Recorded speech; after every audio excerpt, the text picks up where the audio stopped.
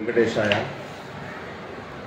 నిన్న జరిగిన వసంత పంచమితో మన దేవాలయానికి 25వ సంవత్సరము వార్షికోత్సవం అది స్టార్ట్ అయింది. అలాగే నేడు రథసప్తమి, దీనిని పురస్కరించుకొని ప్రతి సంవత్సరం లాగే ఈ సంవత్సరం కూడా రథాన్ని మన పురవీధుల్లో ఊరేగించడం జరిగింది.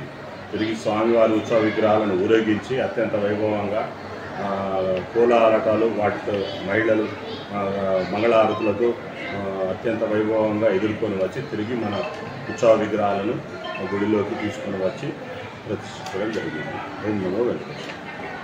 Executive officer.